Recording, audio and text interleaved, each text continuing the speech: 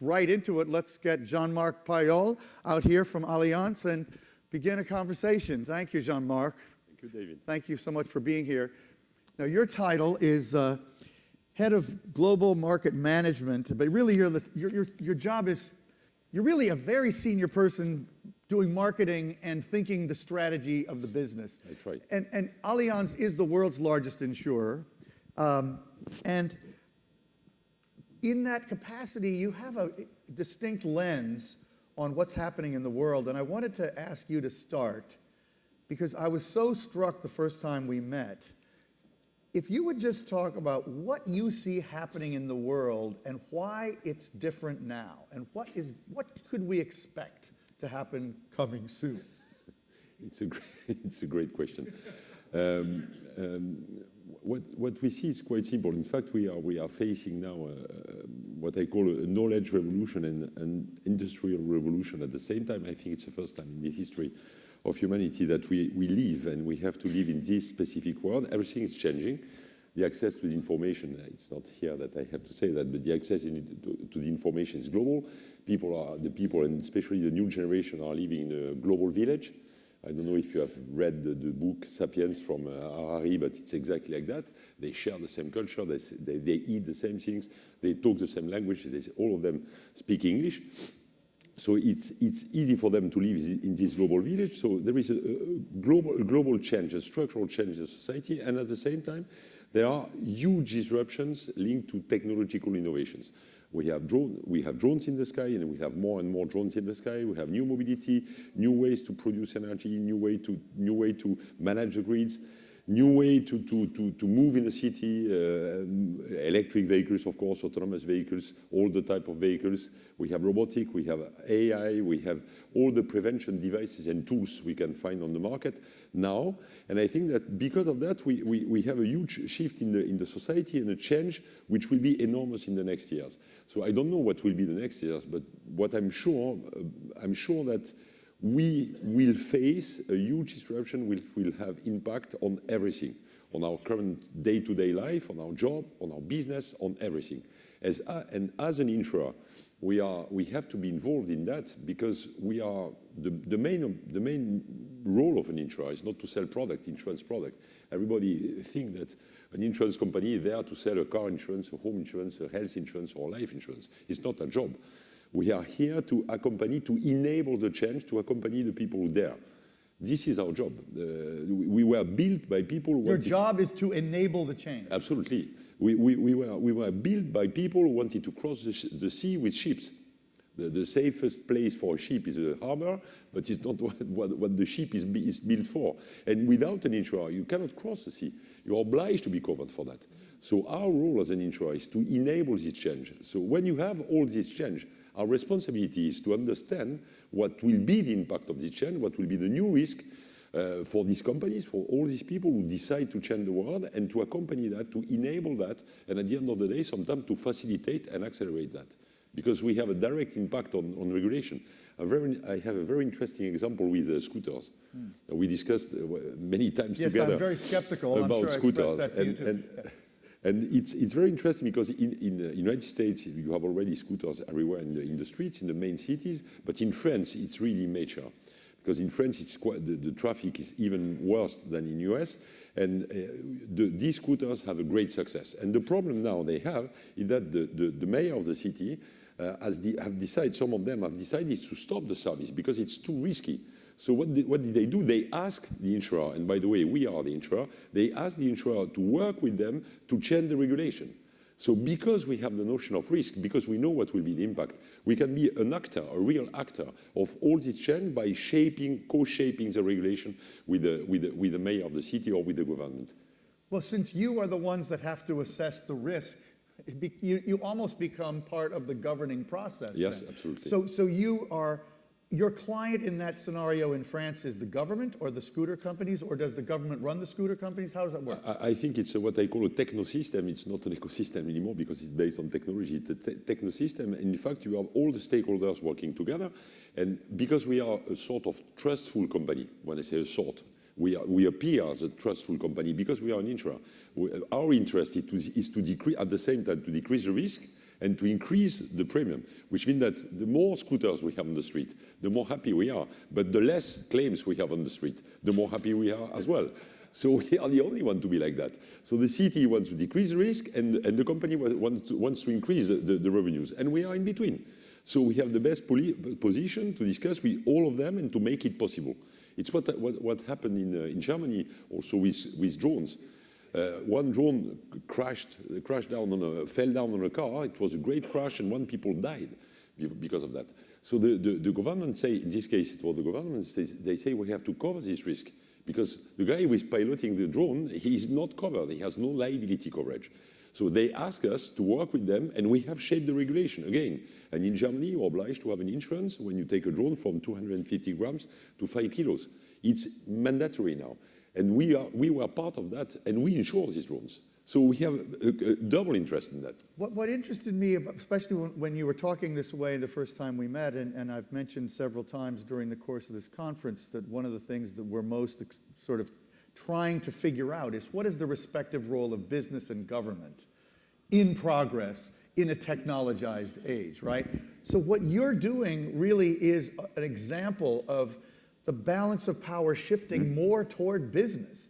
Because if insurance won't be present, these systems will not be deployed. Absolutely. You have no autonomous drone in the sky in the future. When I say in the future, in the next months, you have no autonomous drone in the sky for public transportation without an insurance.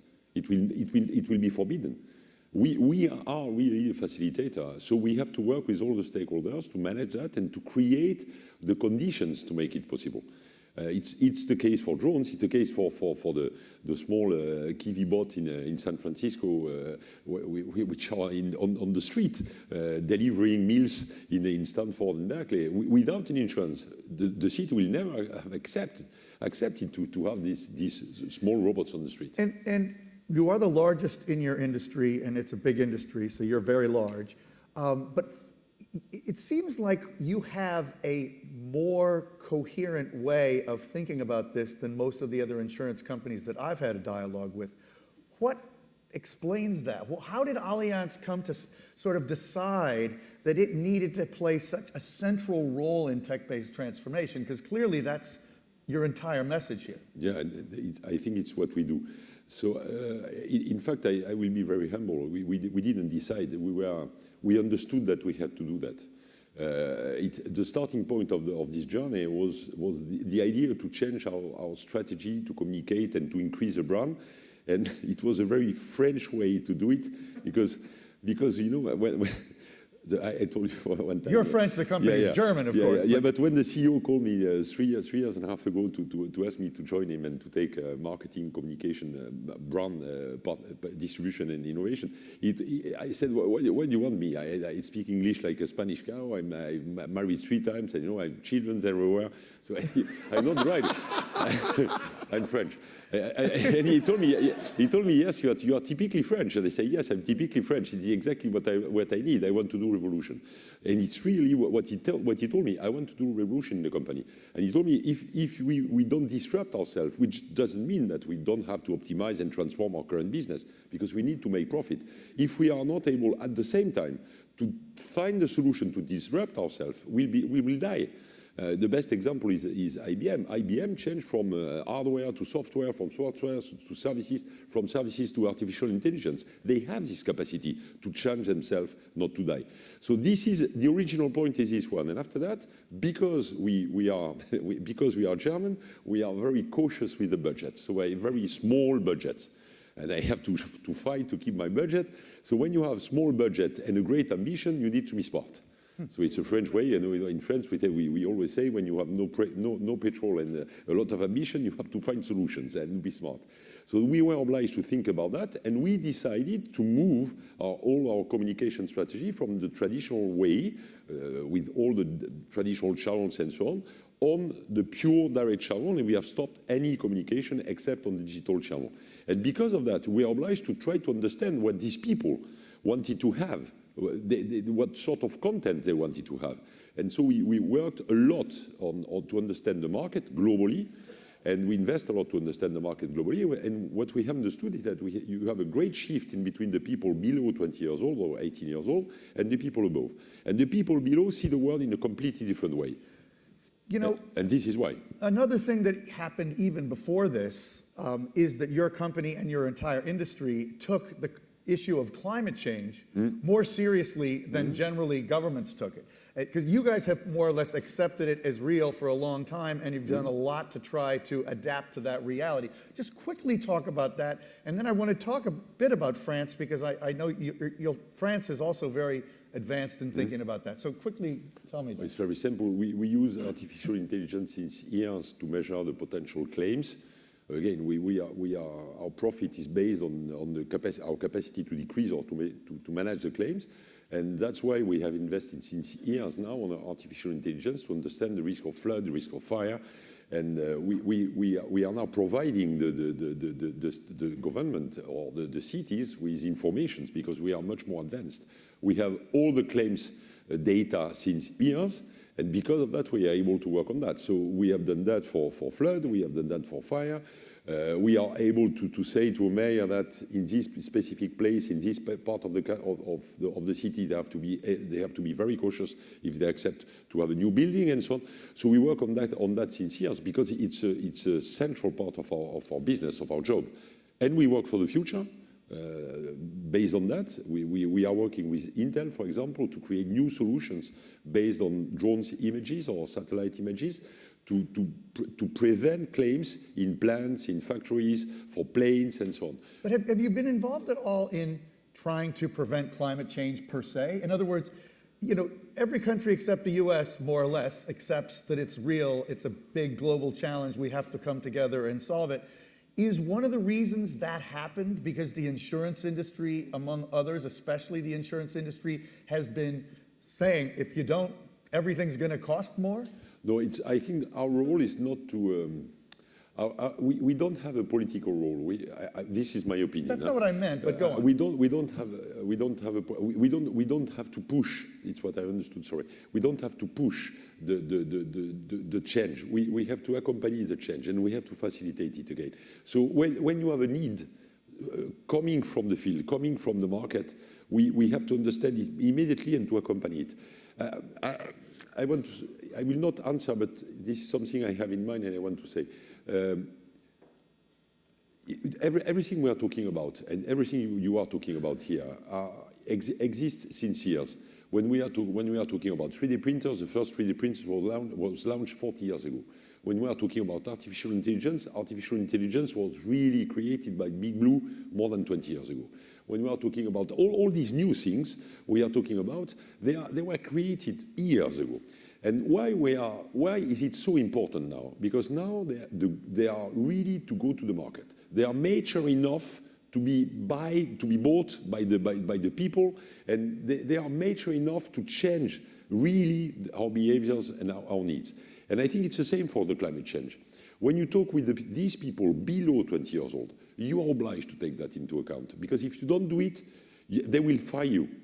That's why I think that our politicians, we have the discussion, our politicians, we have some difficulties in 10 to 15 years. But it's not the question.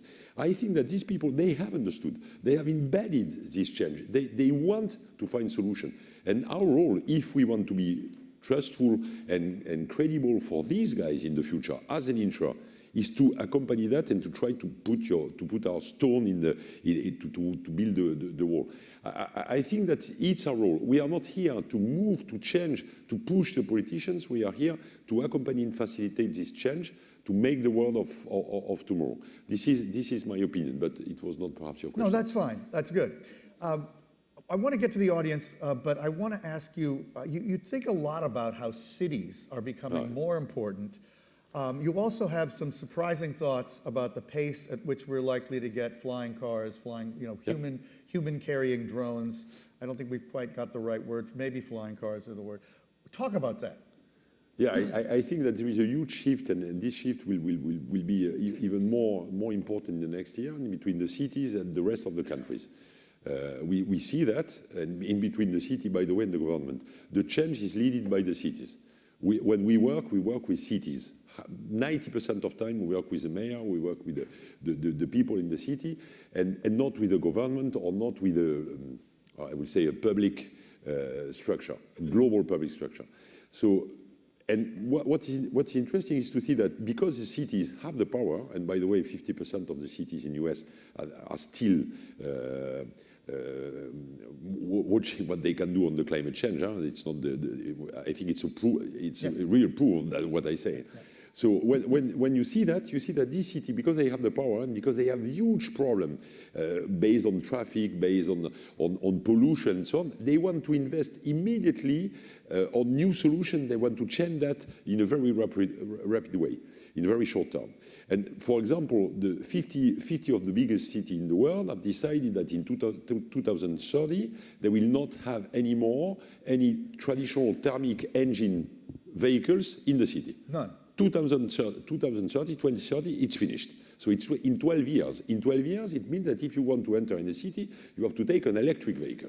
So you have many solutions. It can be your car, but that is not something that's gotten a lot of attention in the United States. But keep going. Yeah, but it's very important. I think that there are 2 or 3 cities in the United States who have decided that as well. They are members of this group. So this is very important. If you want to do that, you have to find solution to transport the people. If you want to find solution to transport the people, you have to find solution for new services, so public transportation.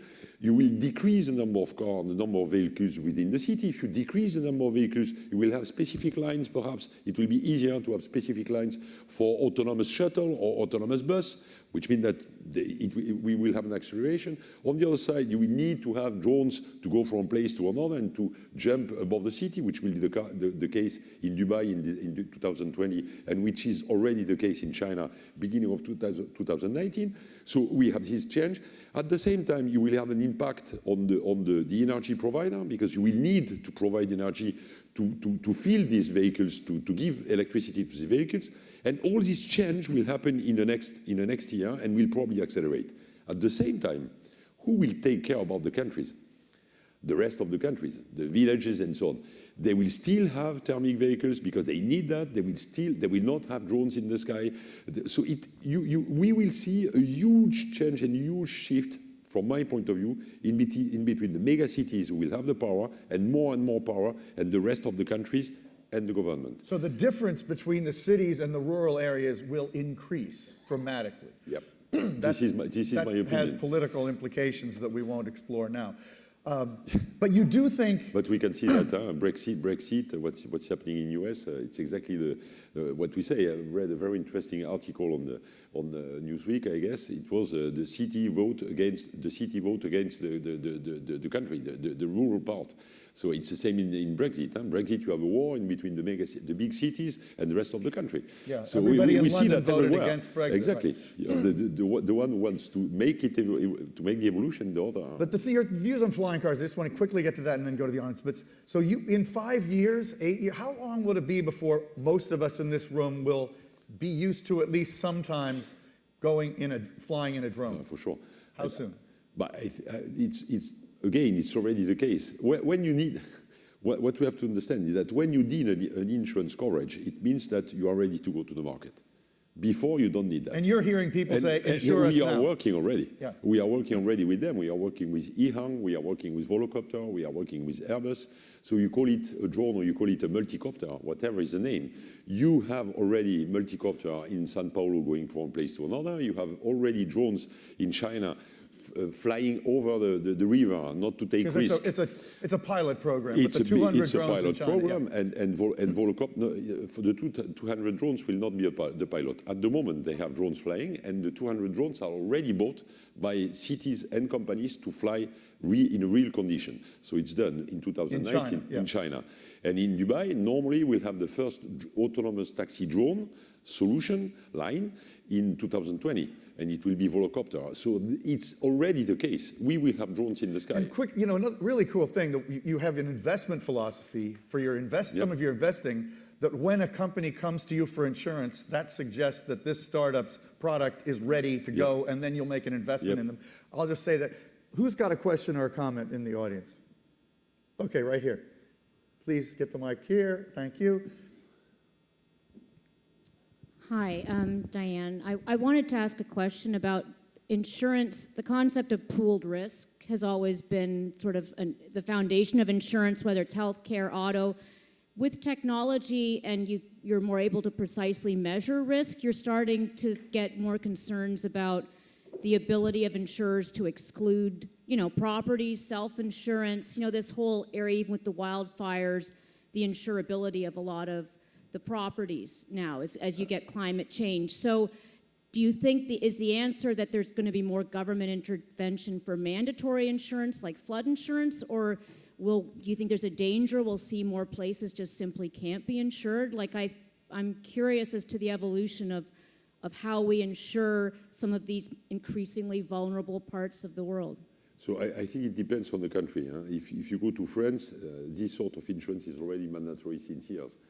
In Europe, globally, all this type of insurance are mandatory since years. That's why it's so important for us to decrease the potential claims. So again, we go from, I think that the insurance will be more and more mandatory in the future. But if we want to have that, and if we want to solve this problem of mandatory insurance, we have at the same time to better understand the claims and to be able to decrease the claims, which means that we'll have to go to prevention.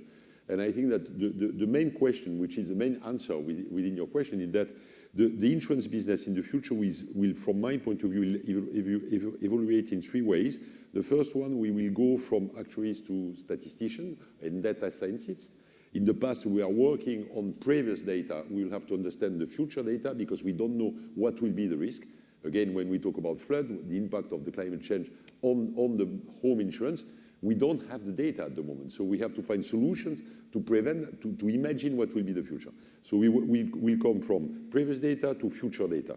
So, and it changed a lot, the people and the job of the guys in charge of that. Second evolution, it will be from claims payment to prevention.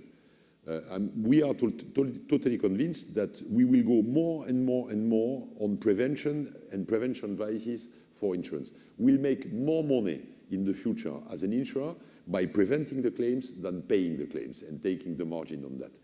One very good example is health. We work with two companies, one in Canada and one in France, working on smart T-shirts, smart tissues, and smart bras. With these T-shirts and with the sensor they have inside, we measure three main things, and we can avoid 98% of the heart diseases and 95% of the strokes. So it means that if we distribute this T-shirt to our clients, we'll be able to decrease the cost of insurance. If the cost is lower, of course, it can be mandatory in this case because it's less expensive for the client. And at the same time, we'll decrease like hell the number of claims we have and the level of the claims. So we'll make the money on the T-shirt and not anymore, and of course the data crunching, and not anymore on insurance. So this is one example. I have many examples like that to insure factories or to insure cyber risk. And this is the third point. Cyber risk will be the insurance sector in the future, the insurance sector. It will be the main risk for autonomous vehicles. It will be the main risk for drones. It will be the main risk for home connected. It will be the main risk for all the new evolution we see. We will have to cover the hacking risk and all the other risk about data privacy and so on. So we have to understand that, and we have to move our value proposition to that. And of course, if we are able to do that, so go from claims payment to prevention, go from watching the past and understand the future, and at the same time find solution to increase the risk coverage for cyber risk, I think that the insurance company will do that, will still be there in the next year. Wow. We've got to wrap, but that is quite an interesting way of thinking about how capitalism is evolving, in my opinion. So this is my opinion. Thank you so. Your opinion too? Yes. Thank you so much, Jean-Marc. Thank you very much.